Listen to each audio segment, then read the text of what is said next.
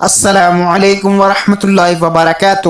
بسم اللہ الرحمن الرحیم۔ شروع کرتا ہوں اللہ تعالیٰ کے نام سے جو بڑا مہربان اور نہایت رحم کرنے والا ہے۔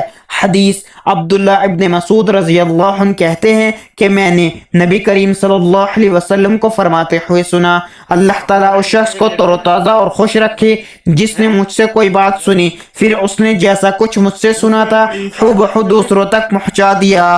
رسول اللہ صلی اللہ علیہ وسلم نے فرمایا کہ جب تم میں سے کوئی بیت الخلاء میں جائے تو قبلے کی طرف منہ نہ کرے، نہ اس کی طرف پشت کرے، بلکہ مشرق کی طرف منہ کر لے یا مغرب کی طرف منہ کر لے۔ صحیح بخاری حدیث نمبر 144۔ رسول اللہ صلی اللہ علیہ وسلم نے فرمایا کہ میری امت کے لوگ وضو کے نشانات کی وجہ سے قیامت کے دن سفید پیشانی اور سفید ہاتھ پاؤں کی شکل میں بلائے جائیں گے۔ تو تم میں سے جو کوئی اپنی چمک بڑھانا چاہتا ہے تو وہ بڑھا لے، یعنی وضو اچھی طرح کرے۔ صحیح بخاری حدیث نمبر 136۔ دعا: اے اللہ، میں نے اپنی جان پر گناہ کر کے بہت زیادہ ظلم کیا، پس گناہوں کو تیرے سوا کوئی دوسرا معاف کرنے والا نہیں، مجھے اپنے پاس سے بھرپور مغفرت عطا فرما اور مجھ پر رحم کر کے مغفرت کرنے والا اور رحم کرنے والا بے شک و شبہ تو ہی ہے، آمین۔ رسول اللہ صلی اللہ علیہ وسلم نے ارشاد فرمایا،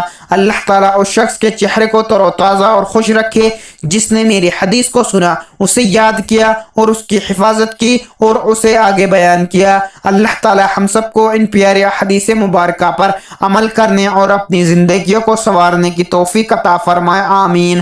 مزید اسی طرح کی اسلامک ویڈیو کے لیے اگر آپ نے ابھی تک چینل زمان ملک کو سبسکرائب نہیں کیا تو سبسکرائب کر لیں اور ویڈیو کو لائک اینڈ شیئر ضرور کریں۔ جزاک اللہ، شکریہ۔